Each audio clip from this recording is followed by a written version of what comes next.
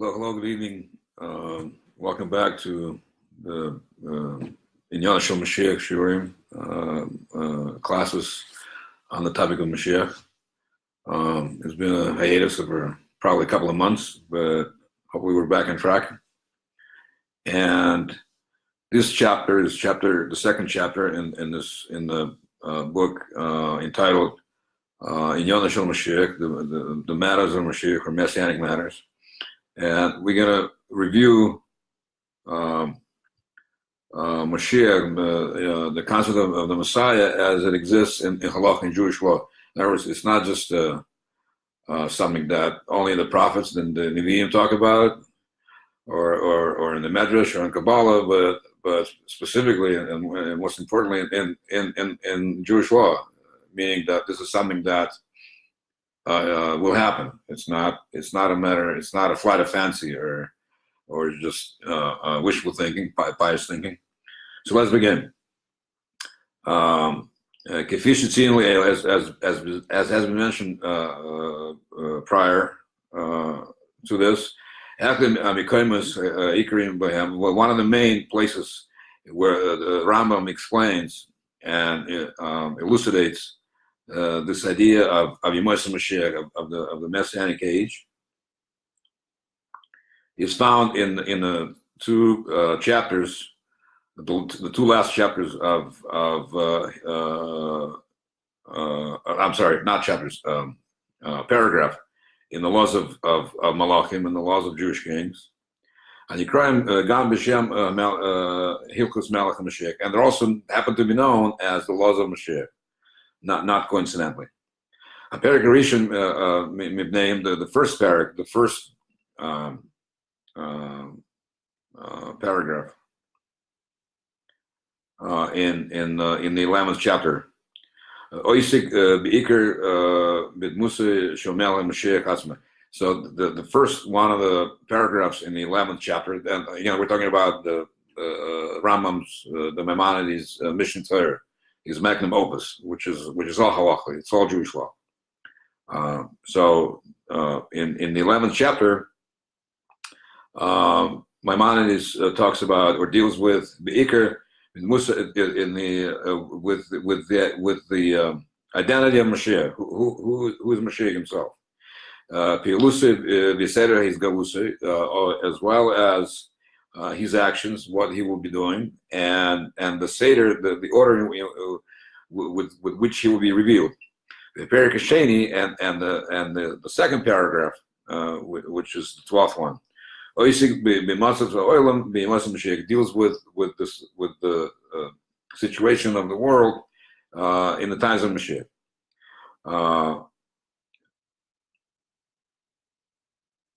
Which would be characterized Hashalom v'Ashpo Sheisher Az b'Mishra Gashmi.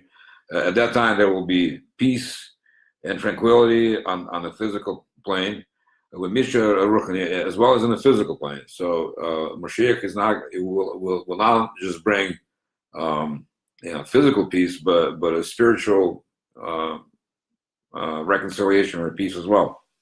And the Rambam goes into details to describe all this. And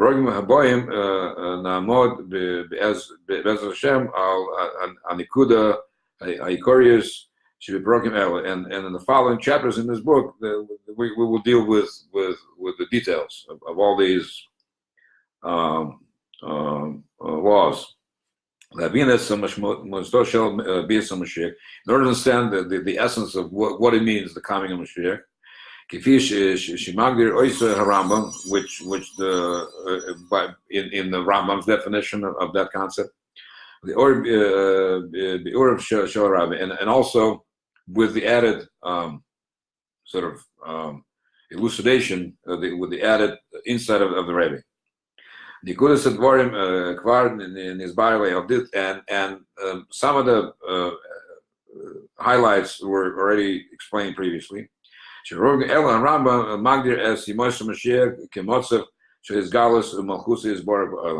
it's been mentioned previously that one of the ways the Rambam defines the Messianic age is the the situation in the world where there will be a revelation of the kingship of Hashem Yisborach in the world. Whatever that entails, and we will find out, God willing. Shikablu kulam aleikim as oil malchus malchusa, where everyone will accept upon themselves the yoke of his rulership. And they will, and everyone will be fulfilling, right, their commandments, and everyone literally does mean everyone, the Jewish people and lehavdil, everybody else. Everyone will be doing their assigned roles. Will be carrying out their assigned duty.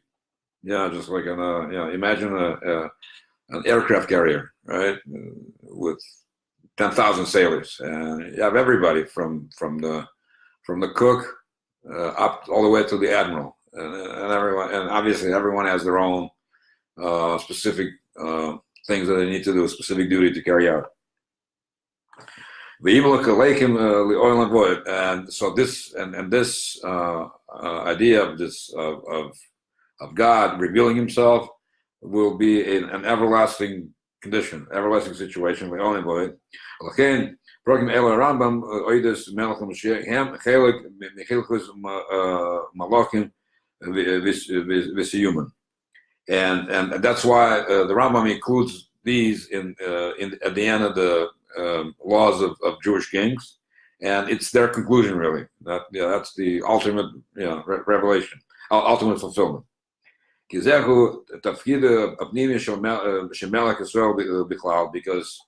this will be the tafkid, the task of a Jewish king in general. Legal says Malchus is Baruch al Yisrael will be Olam Kulei, and since Moshiach is going to be king, right? So that by default includes this idea of revealing godliness over the entire world. But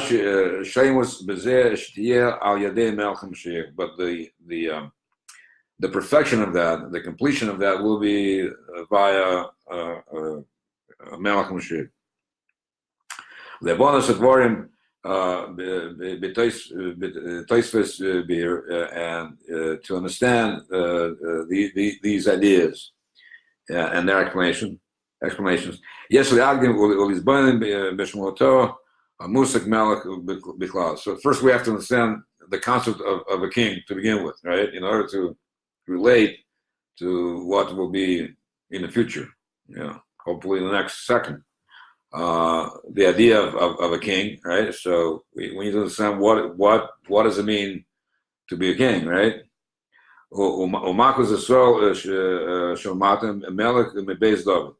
So first of all, this is a king from the lineage from descendant from David Melech, King David. Because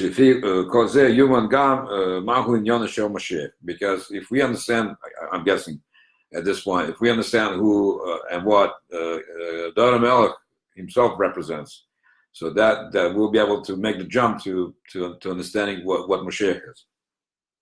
Shemagzer as Malchus David Liyoshna, Moshiach will bring back the dynasty of David Melech as it was in the past. And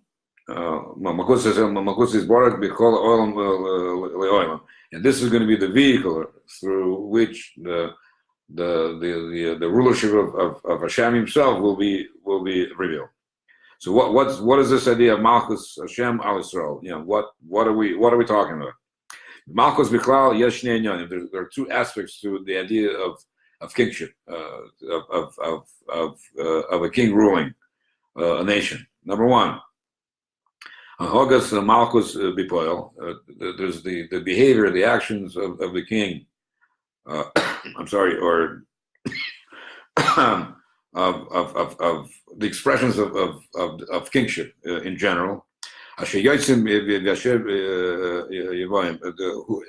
king is a ruler, right? And as such, he he can dictate who comes and who leaves, and who comes and goes, basically, right?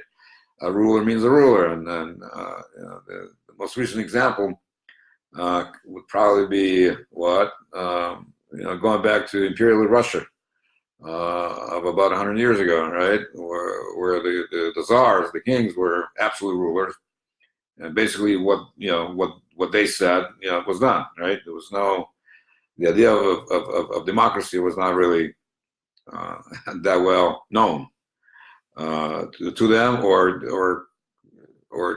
did they even care much? But probably not. So that's number one.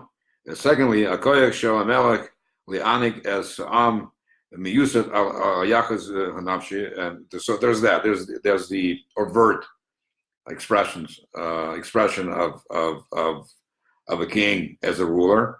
But secondly, and more importantly, is based on the idea on the soul connection, on the neshama connection, shebein melech v'am, that exists, that will exist between the king and his people.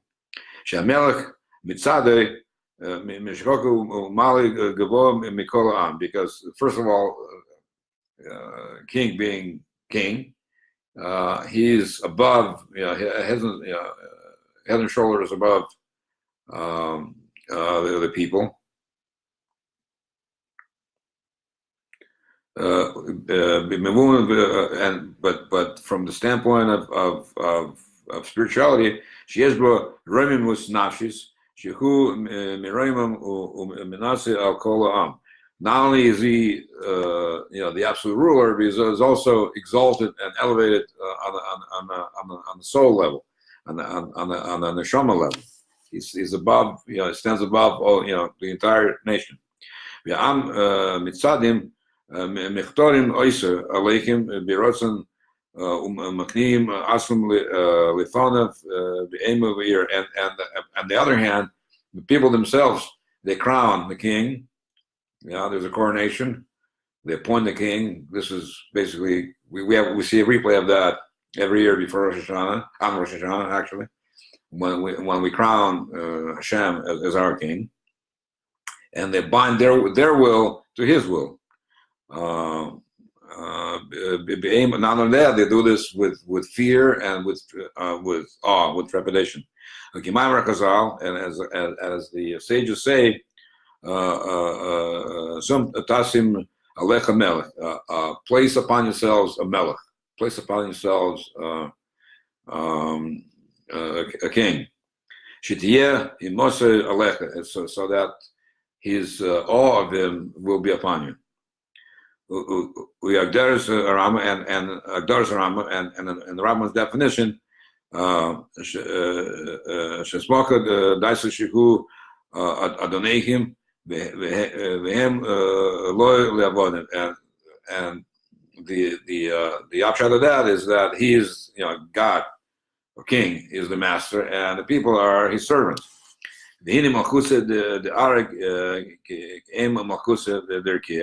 And it's known that what happens on earth is a reflection of what happens up above, and probably vice versa.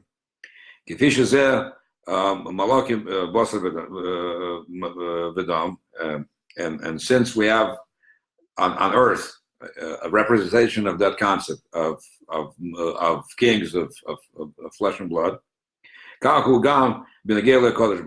this is the same idea. This concept can be applied in some sense, I guess, to Hashem. And as mentioned, is mentioned previously, the program Akoidmim Shabriz Shikoris Kodesh Baruch Hu in Israel B'Yetzias Mitzrayim. So the covenant that Hashem what's the word, concluded or established, when the Jewish people left Mitzrayim, left Egypt, and then later on, Matan Torah, they're receiving the Torah. Nimshala lebris shebein melech ve'amay. So this is a reflection. This is a metaphor to this idea of of the relationship between the king and the people, right? Just like when Jewish people left Mitzrayim, right, and they came to Sinai, and there was a permanent physical and more importantly a spiritual change in their being, in their essence, which could never be revoked. It was a bris. The same way, Shekadosh Baruch Hu Gila Malchus al Bnei Yisrael. So this was a revelation of God's rulership to the Jewish people. Bnei Yisrael nasu Am Hashem v'avdav Mechayoim lishmor kol mitzvos, and as a result of that, the Jewish people became God's avodim, servants, yeah, slaves. Slaves probably not so PC, but okay, servants. To lishmor, to watch, to be careful with all of the commandments. And we can also find within that idea there are two inyanim. Al derech hanal, based on the above. Number one, hakesher hanafshi hapnimi menenu ben HaKadosh Baruch Hu. So by default, every Jewish person has a connection between themselves, himself, herself, and God, just due to the fact that they're Jewish. So right away, that's almost, it's by default. It's there. The idea being that Hashem chose us to be His servants, His slaves. Okay, and in turn, we ourselves, I'm just looking at the clock, chose the Eibishter to be our Melech. And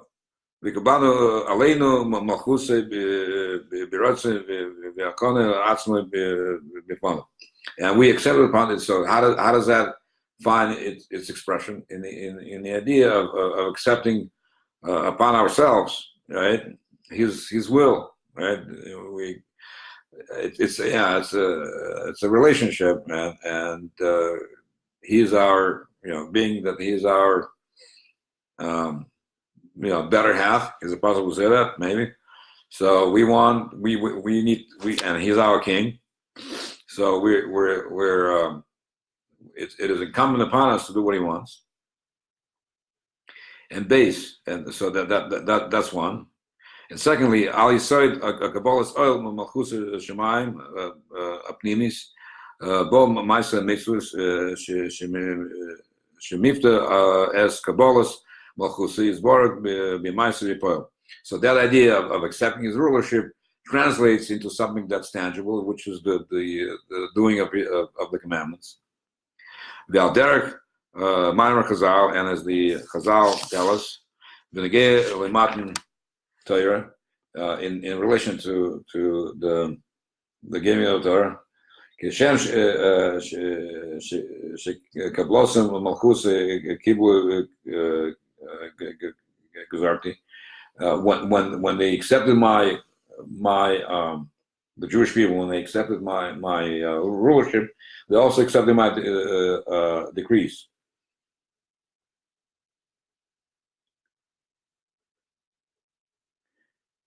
And these decrees are not just for the sake of decrees. They're part and parcel of God Himself, and by fulfilling those decrees, we forged this bond between ourselves and the Eibishter.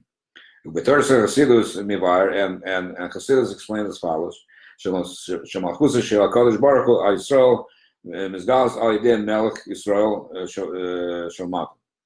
So this idea, obviously, Hashem is something that's tangibly not visible, right? Not to most people, at least. So the conduit for that is a Jewish king, Melech Yisrael, down below, right? It's a manifestation. It's a conduit or a representation of the idea of God being king. Shehu nibchinas Merkava, and this Jewish king is not just a ruler, right? Just not just a a big boss, but he's a Merkava. So Merkava in Hebrew means chariot. What's a chariot? Chariot is a contraption, right? That's pulled by horses. So that contraption has no will of its own. It has no mind, no seichel, as we say, right? And it's totally subservient to the driver. So yeah, it's really there's three things. There's the Merkava, there's the chariot, the horses that are pulling it, and the driver. So obviously the driver drives the horses, and the horses pull the carriage. So a Jewish king is really Merkava. He is completely given over, saying Yiddish, übergegeben to Hashem. Merkava lemalchus is Baruch al Yisrael, and he's the driver. He follows the will of Hashem, and he pulls along with him. If you want to take that metaphor to the next level, all of the Jews together in that big, huge Merkava, right? In other words, Shamelech Boser V'Dam Tzorech Lias Boto Ligamri Lemachos Hashem. That this earthly king, Jewish king, has to be completely nullified to the real king, which is God. Uliatzik Oisa Klapi Bnei Yisrael, and be like a representative. And a role model for Bnei Yisrael. V'al pizeh efsher nifared v'loimer shebemelech Yisrael yeshem shnei inyanim. So based on that, we can further parse this and say that there are two inyanim, there are two aspects to a Jewish king. Shemapim as shnei inyanim shebemalchus Hashem, and they reflect these two aspects of God's rulership. And they are as follows. Number one, habitul v'achna'a al shalham b'fnei hamelech shomata. So there's this idea of bittul, right, and submission to the king.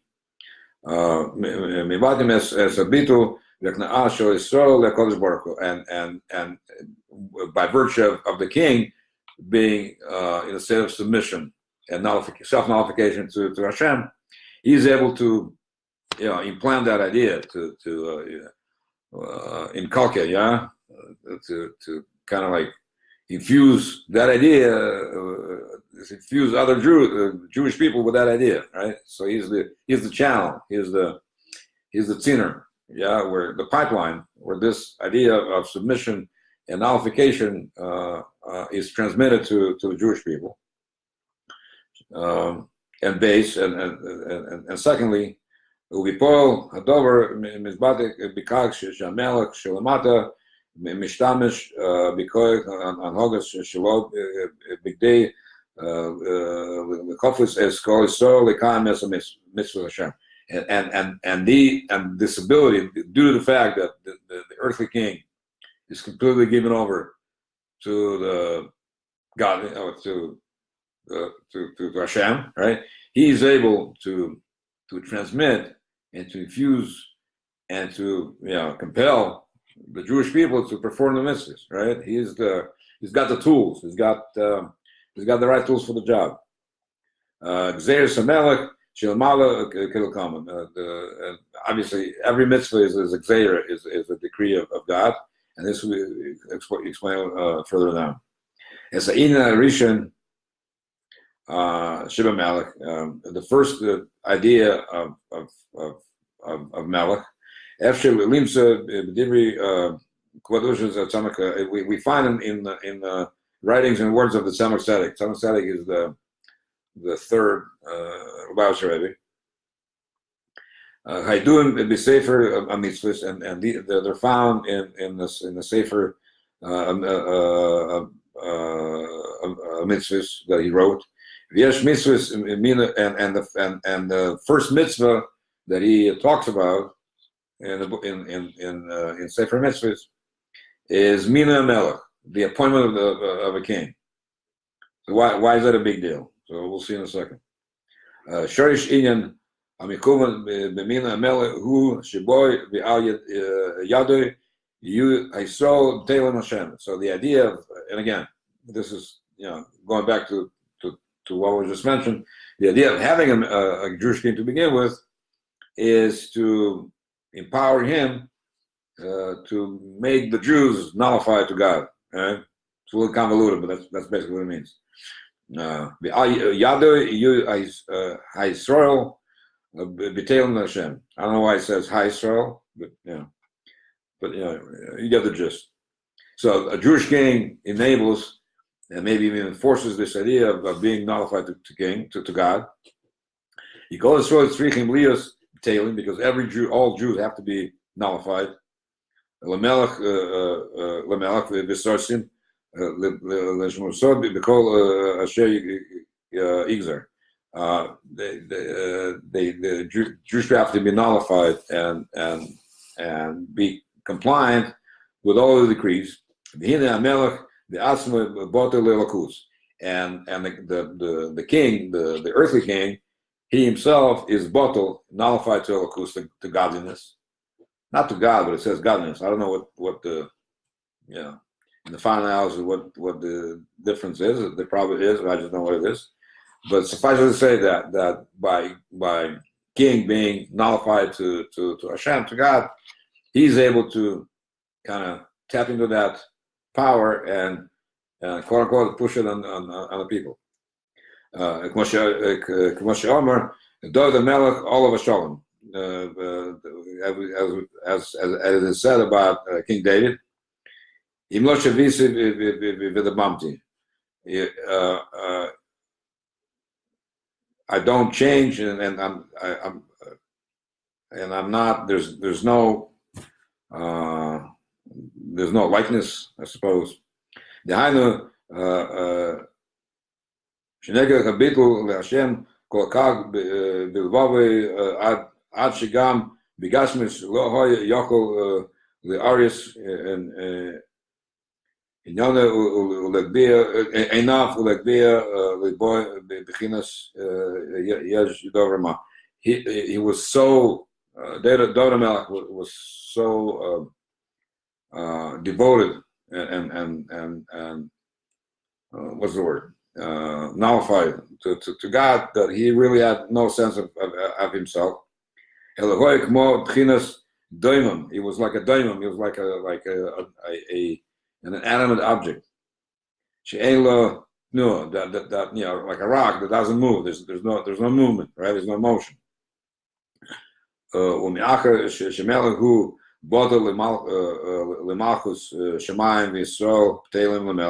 And because a Jewish king is completely nullified to the Shemayim, to Hashem, because of that, this idea of nullification of the people towards the Melech is possible, because he himself is completely nullified before God.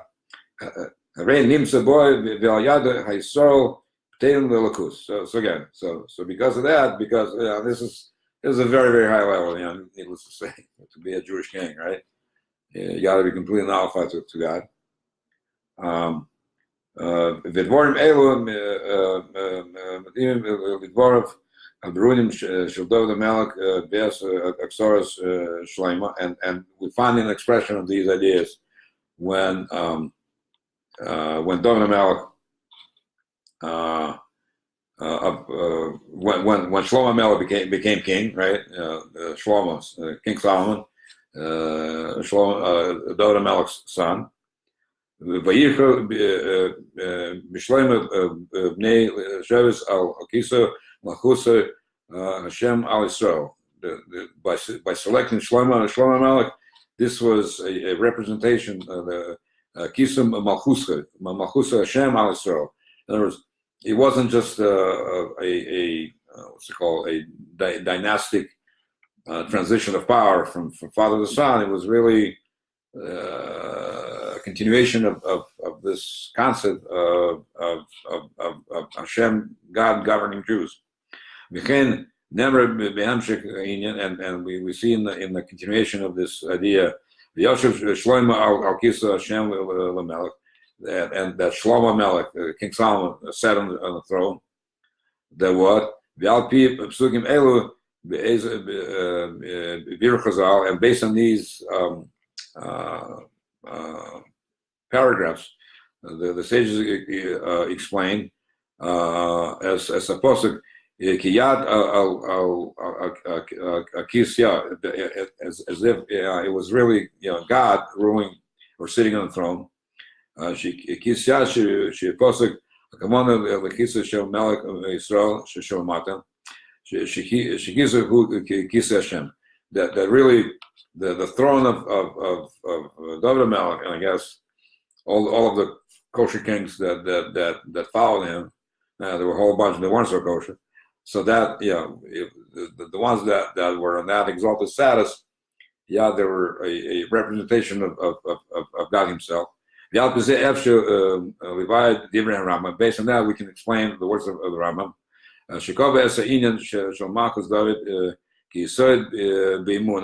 Who basically treats this idea of Davidic of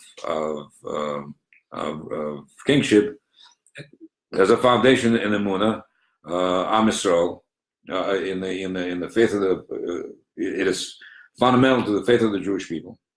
Because of that, and he wrote Shemiklal Yisoid Hazeh, that from this basic principle, which is Bisa Mashiach, the coming Mashiach, She'em El Yisrael Elohim Mibeis David. There's no there's not a fitting king other than from the lineage of David Melech, which is Moshiach himself is highlighted by that. And again, down the line, historically, there have been other kings who were not from that lineage, and typically things didn't end up in the best possible way. Quite the contrary. So the king, the Messianic king, has to be again from the lineage of David Melech. The cholik al malchus is always mishpacha kofar b'Hashem Yisbarach ubedvarav. Whoever disputes this, not only he's against Hashem, is against God, and also his prophets. So it's a pretty it's a pretty serious. It's not an accusation, but a pretty serious statement, right? And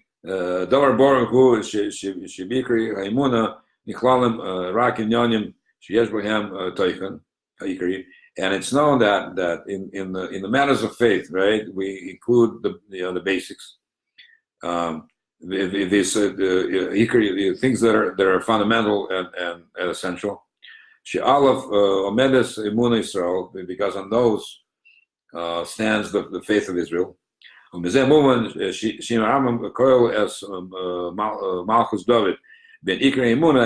fact that the Rambam includes this idea of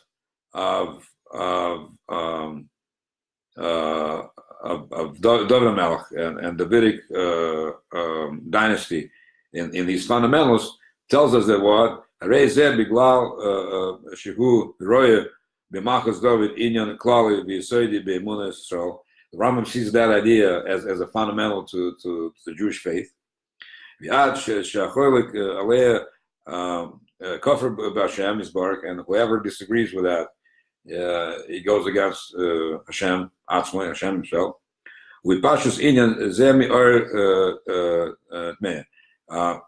But at a simple level, it's a little it's a little bit it's not so clear. Why is that?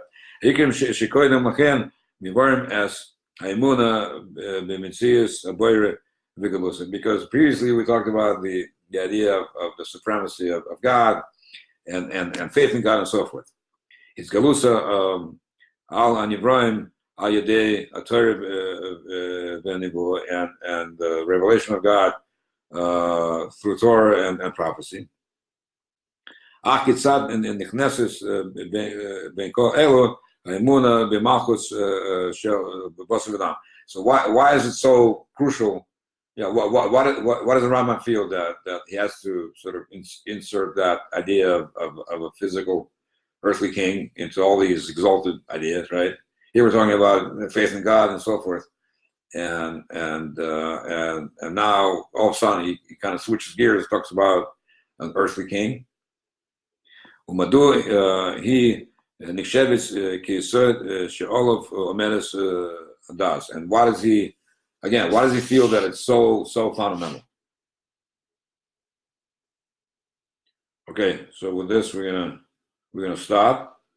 Thanks to all who has been watching. I see Yossi Angle. Well, Yossel. Cricket Pepper. I think I know who you are. Jordan, as a local. By the way, I'm doing this from Albany, New York, upstate. All right, people. Okay. Thank you very much. And I'm gonna end off with Yechi Adonai Nemarenu Mermenu Melech Mashiach Le'Avoid. We should be zayik to see the coming Moshiach now. And if God forbid not, then there's going to be another year upcoming soon. All right. Have a good night. Thank you.